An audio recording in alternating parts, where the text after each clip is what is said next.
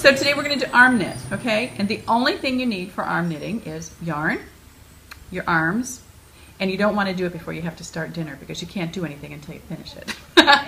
We are going to pull out about 2, 3, 9 yards. So you're going to measure it from your fingertip to your nose 3 times. 1, 2, 3. So that's about a yard, okay?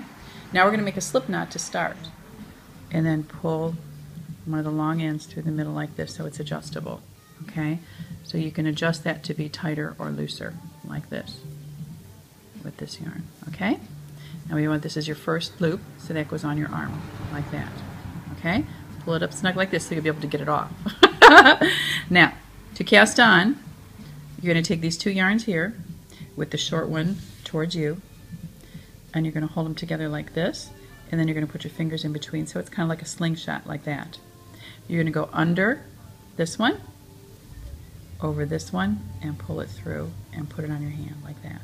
Okay? So it's basically like casting on your needle when you're knitting. Okay? And you want to pull those so they're nice and snug on your arm, but again, not too tight so you can get them off.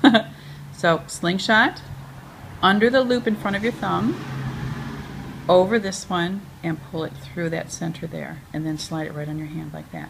And we're going to do 10 of these. This will be one edge of your scarf. Okay, so we're going to take the short end, which is a little bit long, but we're going to keep that aside, and we're going to be working from the yarn that comes from the ball of yarn. Okay, so now we're going to, like in knitting, you have 2 needles like this. Okay, so we're going to take this yarn and we're going to hold it just like this. Take this loop and slide it off, and then this loop goes right on our other hand like that. Okay, pull this nice and snug, and remember you want to keep these close together, so you don't want like a bunch of yarn spread across between your arms. Pretend that these are your needles and you want them nice and close. Just hold it like this, slide this off, and slip it on your other hand. Hold this, slip it off, and slide it on. So to start another row, you just take this yarn and you're going to hold it in your hand like that, slide your first stitch off, and then put your hand right under there. You're going to pull this out, because that first one is usually the loosest one. You want to pull that up, okay?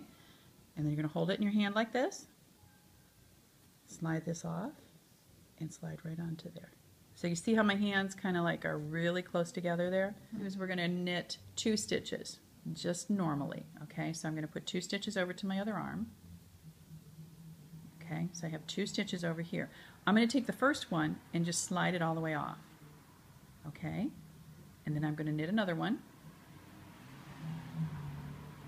holding on to my yarn, and then I'm going to take the first one before that one and slide it off. And that's how we do it, okay?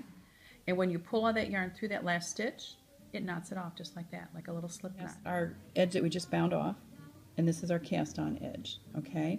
So we have 10 stitches here, 10 stitches here, and you can kind of see how these loops correspond to the cast on and the bind off rows. So if we go under 2 stitches or 2 loops, it kind of makes it a little more secure than if you're just going to go under 1, okay?